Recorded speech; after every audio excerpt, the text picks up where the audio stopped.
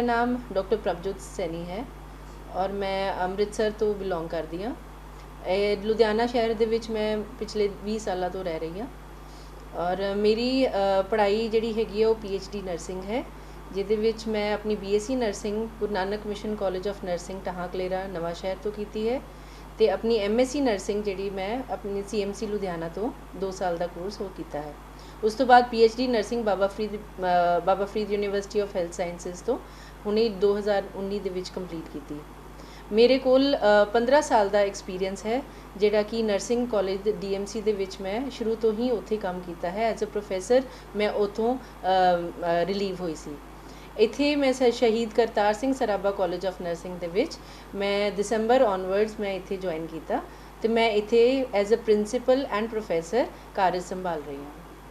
Madam तुसीं इत्थे किहड़े-किहड़े course करवा रहे हो जां किहड़े शुरू करन जा रहे हो उन्हां बारे दस्सो। Shaheed Kartar Singh Sarabha college of nursing 2006 तो कार्य संभाल रहा है नर्सिंग कॉलेज दे विच और नर्सिंग कोर्सेज जिहड़े चल रहे हैं वो बिल्कुल बेस तो लैके उपरले लैवल तक चल रहे हैं। मैं तुहानूं सारे बारे दसांगी।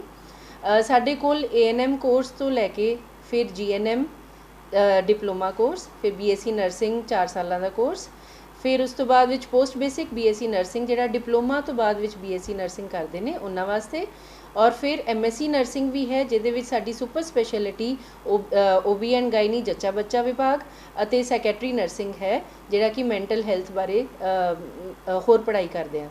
इस तो इलावा साडे कोल इत्थे हुण PhD नर्सिंग का भी सेंटर बन रहा है।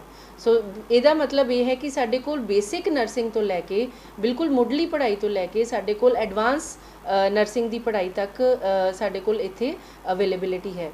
इस तो इलावा मैं एक होर चीज़ दसना चाहांगी कि असी 2 नवे कोर्स इत्थे शुरू कर रहे हैं।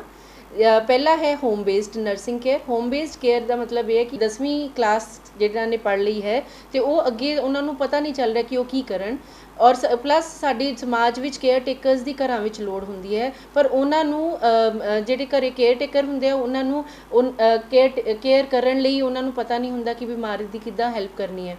सो असी ये कोर्स इत्थे चला रहे हैं जिहड़ा कि 6 महीने का ही है, और प्लस असी उन्हां बच्चों नूं इन्ना क कारज करांगे कि वो घरां विच जाके उन्हां दी हैल्प कर सकन। प्लस असी OT टैक्नीशियन का कोर्स शुरू कर रहे हैं जिहड़ा कि 1 साल का ही है, और उस दे नाल आपां OT दे विच उन्हां नूं इन्ना क महारत रखांगे ताकि वो OT दे विच जिथे जिथे भी हॉस्पिटल्स हैगे है जिन्हां नूं एक बेसिक हैल्प की लोड़ हुंदी है, OT टैक्नीशियनस की लोड़ है, असी वो भी चीज़ इत्थे असी पढ़ाउण जा रहे हैं। सो 2 नवे कोर्स बाबा फरीद यूनिवर्सिटी के अंडर आपां ये शुरू करन लगे हैं। Thank you.